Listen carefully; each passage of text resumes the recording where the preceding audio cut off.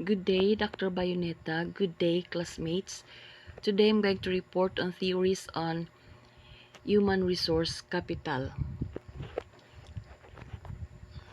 For the introduction of my report, over the years of human existence, theories related to human resource capital have evolved over time, shaped by economic, management, and social science disciplines. Human resource capital refers to the economic value of skills, knowledge, experience, and abilities that individuals contribute to an organization. Various theories have emerged to explain the concept and its role in organizational success. The development of such theories can be divided into the following sections. First is the classical economic thought in 18th century, where Adam Smith was the major proponent. In his seminal work, The Wealth of Nations, he discussed human capital as the core of productivity through abilities and skills. He recognized that education and training are drivers of better economic output. In the early 20th century, another theory came, the institutional economics, as championed by Thorstein Veblen and John Commons. These economists popularized the idea that labor in itself is an institution, therefore labor laws are necessary. Then came the human capital theory in the mid-century. Jacob Mincer and Gary Becker in 1960s introduced the theory of education, training, and health are capital investments.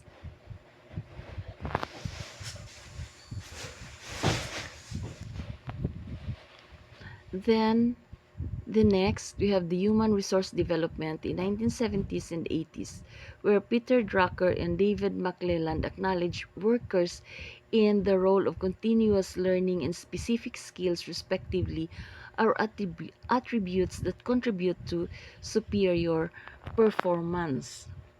Then the next, we have the human development and capabilities approach in the 1990s. The major proponent of this is Amartya Sen, who moved beyond economic growth and labor productivity by positing that education, health, and social freedoms are central to human development. Then came the knowledge economy in the late 20th century and early 21st century. This was championed by Richard Florida, who introduced the idea of created class, which highlighted how workers in creative, knowledge-intensive industries are crucial to economic development. And now we have the current trends in human capital theory, which is in the 21st century. So first is the human capital theory. Okay? This is a foundational theory championed by Gary Becker and Theodore Schultz. The theory puts human capital at the center of the investments, just as physical capital like machinery. For human capital investment, education, training, and health pose significant value as these lead to better output, high economic status for individual and family, in greater productivity, leading to organizational and economic growth. Human capital resource can be improved over time through training, experience, and learning. Organizations should invest on these aspects to improve efficiency, innovations, and adaptability to the evolving economic structures of our society. So here in the figure presentation, employee at the center should have the education, proper education, training, and at the same time, good health in order for the employee to have a good salary or maybe better salary, okay, skills and desirability in the workplace. So, how are these things applied? For the application, we have here, a teacher is sent for upgrading to qualify for accreditation and to improve teaching skills with payback time in terms of services equivalent to 1 year of scholarship to 3 years of services. So this is for the education aspect. Another, an employee was sent to Germany for the training on the use, operation, and basic repair of a new and latest model of imaging machine purchased by a private hospital. So this is in the training aspect. Another, a trained man was employed at the hospital as the hospitality manager of an established government-owned resort because he is young and able to carry the day-to-day hospitality-based events of the resort. So in this theory, okay, the employee must be educated, trained, and must be of good health. These are the basic requirements. So the next, we have the resource-based view of the firm. Originally proposed by Berger Werner Felt in 1984 and later developed and refined by J.B. Barney, 1991, the resource-based view considers human capital as the central component for achieving advantages on competitions. So this is a competitive theory. This theory points that the strategic advantages of the firm against competitors lie on the unique, rare, and difficult to imitate qualities of human capital. With such, the organization can sustain competitive advantage if retraining and developing employees to leverage their competitive advantage are provided. So, to sustain such advantage, the organization must attract valuable, rare, inimitable, and non-substitutable employees. Recruited employees must undergo training and retraining to sustain the advantage. So here in the figure presented, okay, in order for you to be an employee in a certain company or in a certain institution, okay, as an individual, you must be unique. You must have unique capabilities. Okay, maybe unique education, unique skills. Okay, and this must be rare, hard to find, no? Difficult to imitate, and non-substitutable. Now, this means that to be an employee of a certain organization, of a certain company, you must be something with the highest goods in you, highest level of quality. Okay, which actually this quality should be hard to find in order for the company or for the institution to sustain competition. So for the application, the HR of an engineering firm prioritized the application of a summa cum laude engineer with a plan of training him for skyrise construction management. So very valuable quality. No?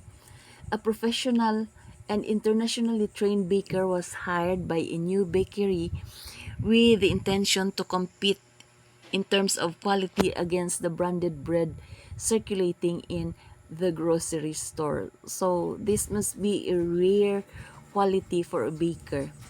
Another, okay, a drug researcher, John Quay, the DS Drug Company hired him as a senior researcher. He will be the lead researcher for the antibiotic fourth generation the company is trying to research on. So, difficult to imitate trait. Siyempre, mga rare nga mga qualities, rare nga mga trainings. The drug agent was given a substantial salary rate increase because of his extraordinary interpersonal skills, which resulted to the highest market record for the drug company. And that drug agent is non-substitutable as an employee of that company. Okay, the third one is social capital theory. The social capital theory sets priority on organizational and societal networks, relationships, and connections. Iba naman, no? Burdell and Coleman are the founding theorists of social capital because they introduced the term social capital systematically for the first time. Networks, relationships, and connections facilitate the sharing of knowledge, resource for better collaboration with the aim of building corporate trust. So in this theory, employees must have the capability to build connections, very basic, okay? Access new information, knowledge, and resource given the leverage to be at the center stage as a complement.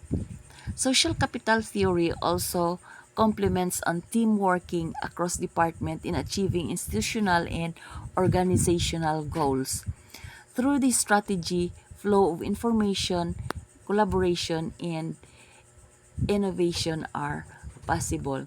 So in the future, in the figure presented, the employee is at the center. No? So to be there at the center, you must have connections, okay, to access new information, knowledge, and then resources. Okay, connection, resources, and knowledge must be there. So for the application, Mr. Juan de la Cruz was hired in the DS Drug Company Incorporated for his strong connection or network with the Indian Drug Company for outsourcing of cheap antihypertensive drugs and antibiotics. Being a pharmacist himself, was established rapport with the local market. Mr. Juan de la Cruz is fit for the job as supported by his linkages among rural health units, RHU, local pharmacies, and secondary and tertiary hospitals. Moreover, his knowledge on market distribution level of antihypertensive drugs. Antihypertensive drugs and antibiotics made him fit to be the marketing and outsourcing manager of the company. Okay. The fourth is the human development theory. This theory is broader and sees human resource capital as the key aspect of economic and social development.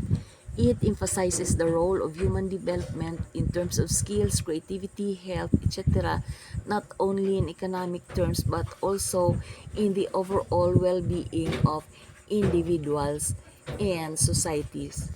This theory focuses on the long-term development of individuals and societies, not just in the immediate economic return to business.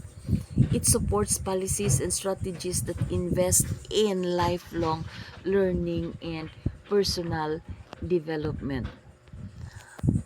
Amartya Sen and others propose that human well-being, freedom, and opportunities should be the primary focus of development rather than economic growth. So it's more on people, no? Employers should not only aim at improving skills for productivity but also at enhancing employees' overall quality life, well-being, and job satisfaction. So in the human development theory, okay, the center or the focus is on the employee, on the person, not only in the business.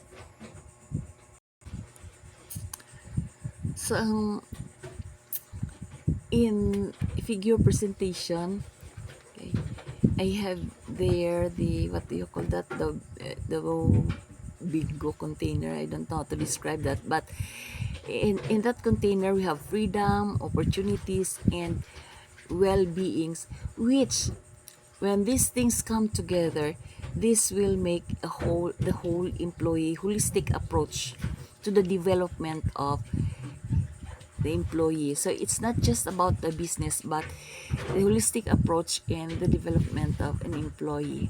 So how is this approach? How is this applied? I mean, a tertiary institution provides medical, dental, and educational benefits to children of an employee up to the age of 22.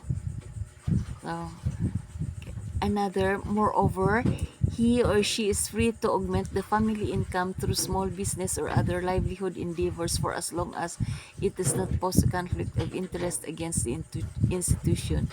The institution also provides opportunity for educational upgrading with full or partial financial support through scholarship grants. So may opportunities, freedom to do the things that he wants to do, and okay, general well-being of an individual and the family. Now, if okay, the goal of this is if the employee is satisfied, if the worker is satisfied, the worker is willing to give his all to the company. And the fifth here is the knowledge-based view of the firm. This theory extends the resource-based view by emphasizing that knowledge is the most valuable form of human capital. It suggests that organizations should focus on creating, sharing, and managing knowledge within their workforce to maintain a competitive edge. Employees' specialized knowledge and intellectual capital are seen as central to the firm's success. Companies with better mechanisms for knowledge sharing, such as training programs, mentoring, and innovation platforms, are more likely to succeed. The theory also places significant emphasis on organizational learning as a key component of human capital.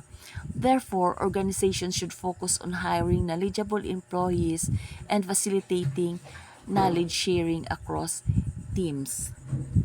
So,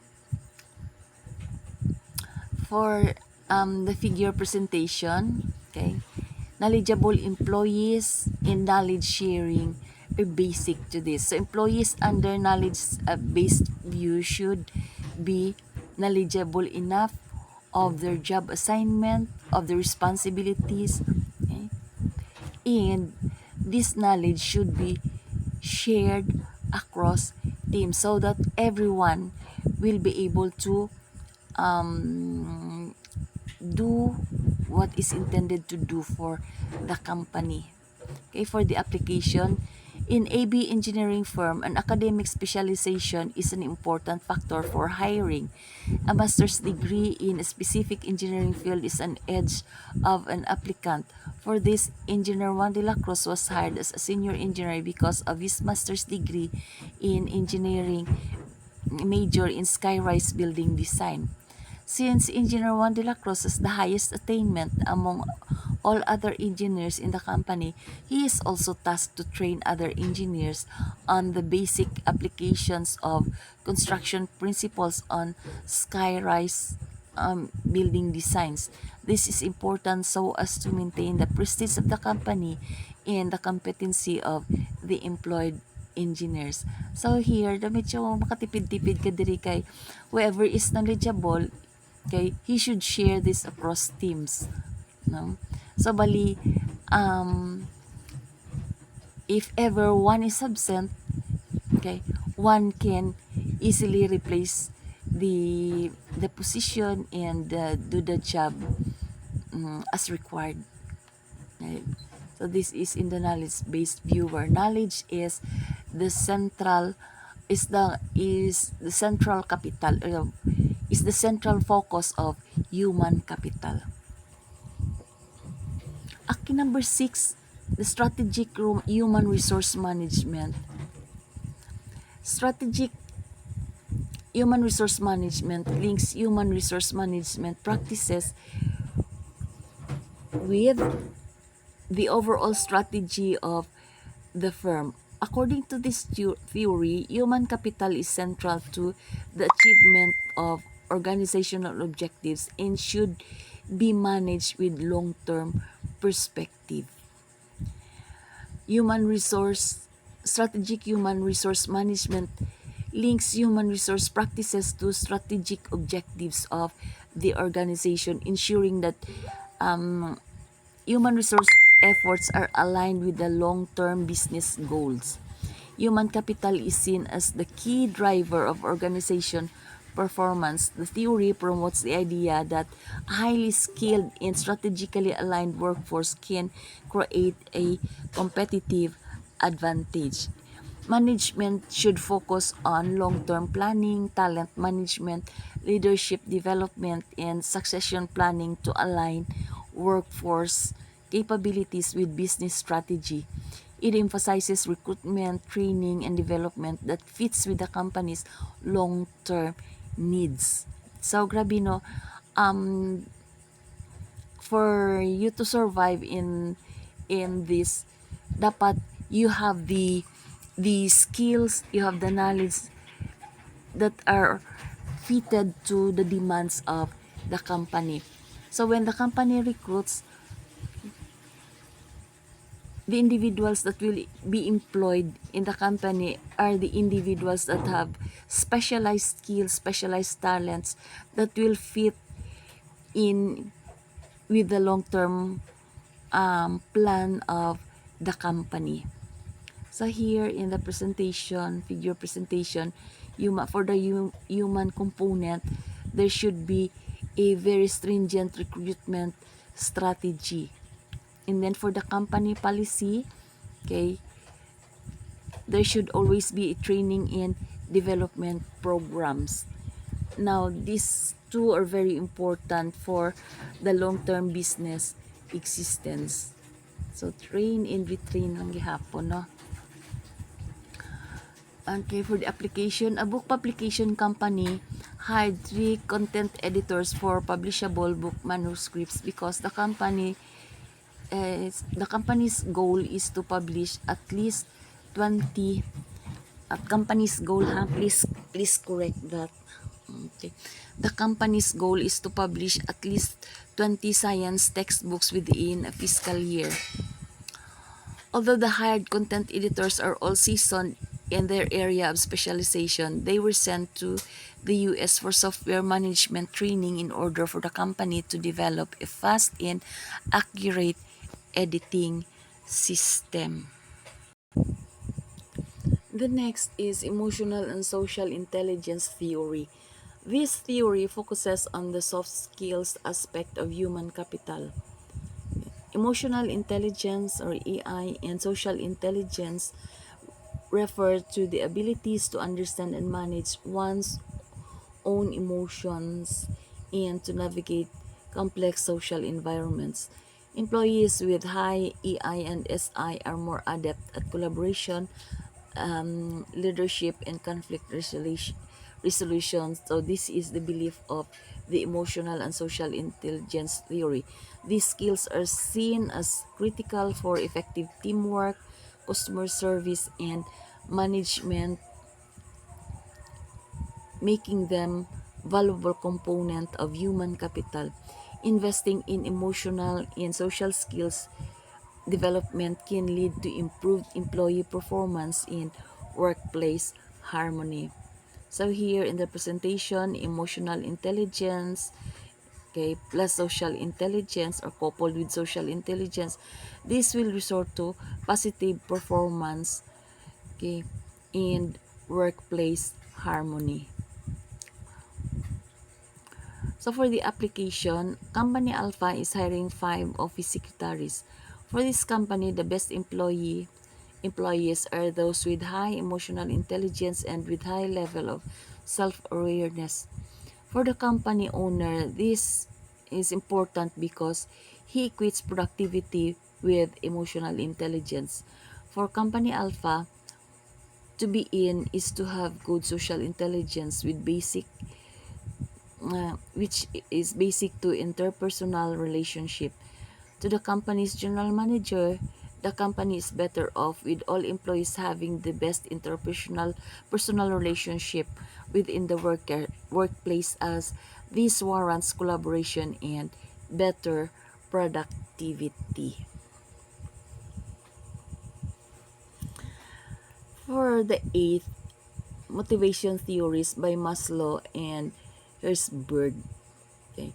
This theory suggests that human behavior and productivity are driven by satisfaction of needs, which can be intrinsic, okay, or intrinsic, extrinsic and intrinsic. So for extrinsic factor, you have the salary, job security, For the intrinsic factor, we have self-actualization and recognition. Management strategies should align with the understanding and fulfilling employees' varying needs. While basic needs like compensation are important, employees also seek meaningful work, recognition, and growth opportunities. So below are the comparison table of Maslow's theory and his Herzberg's two-factor theory. This table also presents the application of motivational theories. So for Maslow, focuses on basic needs and self-actualization. For Herzberg, this focuses on job satisfaction and dissatisfaction. So for Maslow, hierarchy of needs physiologically, safety, belonging, esteem, self-actualization are important. For Herzberg, two-factor theory, okay, like motivators and hygiene factors are important. So for Maslow, satisfying lower needs is necessary for higher needs to be met. For Herzberg, satisfying hygiene factors is necessary to prevent dissatisfaction, but alone do not lead to satisfaction. So for Maslow, this emphasizes external motivation, and for Herzberg, this emphasizes external factors in the work environment.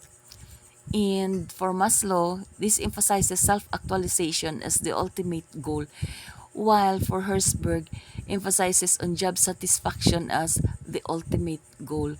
So for Maslow, it's more of the intrinsic factor, and for Herzberg, it's more of the extrinsic factor. Okay, the ninth, expectancy theory. This theory argues that employees' motivation is determined by their expectations of rewards, the perceived likelihood that their effort will lead to performance, and the value they attach to the rewards. Management strategies should clearly link effort, performance, and rewards, ensuring that employees see the value of their work and expect fair compensation or recognition for their contributions. So, the figure presentation, okay, it starts with effort. So, ang employee diri effort gid siya todo, and because of the effort, this will resort to performance, good performance. And after the good performance, the employee expects for a reward. So here in the textile company, Merlinda did her best in the marketing office, which results to a high level of performance. For this, she was rewarded with a bulky bonus at the end of the quarter and was given a recognition award. No?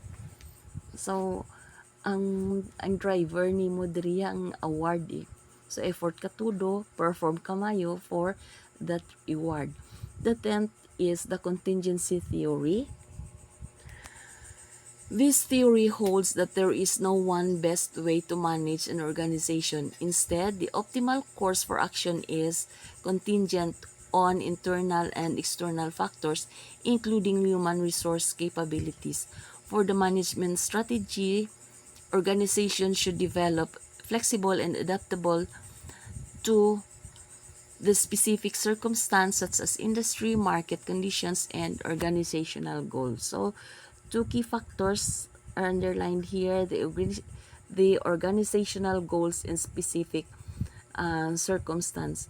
So, for contingency theory, management strategies like policies, plans, and mga guidelines dira day-to-day ninyong activities should be anchored on organizational goals and specific circumstance. So for the application, Anna was fired from the department store because based on the last in first out policy of the company needs to retrench employees due to declining market of dry goods upon the entry of Shopee to the market world. The organizational goal is to minimize losses by reducing salary expense. So, bali flexible lang, no? in the contingency theory, whatever is in there, amo lang naton gamiton, amo na dra lang ta magbangka unsang aton decision. So flexible lang kayong company, pero okay, because of this flexibility, possibly imong mga employees will be affected, no? Due to increasing market of the online stores, GPX company hired part-time drivers, delivery personnel to fulfill the market demands. However, these employees were not hired for permanent position but rather for temporary employment. Ay ano man sila, gadepend lang man sila sa circumstance. So whatever the circumstance is, that will also be the organizational goal. So from time to time, okay, gaiba ang circumstance, gaiba man imong nga strategies, no. Okay. So ang organizational goal nila is okay to be flexible at all times, no. So this is in the contingency theory. Okay, and is this the last? Yes, the human agency theory. Human agency theory emphasizes the role of individuals as active agents in shaping their own careers and contributing to the organization. It views employees as capable of self-regulation, decision-making, and driving innovation within the company. It highlights the importance of autonomy, motivation, and self-directed learning in human capital development. Employees are seen as agents of change, not just passive resources. Organization benefits when they empower employees to make ownership of their development and roles. So grabe, no. So employees that are employed in this type of company adapting this theory should be able to do self-directed learning. So here, self-regulation, okay, should include competence, belief, and personality. So dapat in the workplace, employees should be competent enough. Okay. Okay. They must have that belief, okay, that within their capability, they can do more for the company and for themselves. And this also goes with the personality. The kind of personality that has the drive to succeed, to pursue, to succeed. Okay. So all in all, this will result to self-regulation, which is the core focus of human agency theory. So for the application, Pedro is an employee of a janitorial company. He is a trained and skilled worker who upgraded himself by taking TESDA National Certification Level 3 on housekeeping. In his area, he is considered as a competent worker. He believes that the success of the company depends upon how he delivers his task. As a person with a good EQ, he portrays a good relationship with his co-worker. So in this case, Pedro is capable of self-regulation. So for the summary, human resource capital is multifaceted and includes both tangible elements like skills and knowledge and intangible ones like relationships, emotional intelligence, and creativity. Different theories emphasize various aspects of human capital from strategic alignment to social connections, contributing to a deeper understanding of its role in the organizational success. So, in an organization, okay, there are more than one theories being applied at one time for it to become successful. Okay.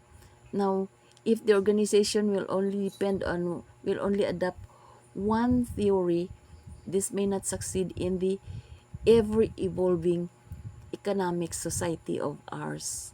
No? So this is the end of my report. Thank you.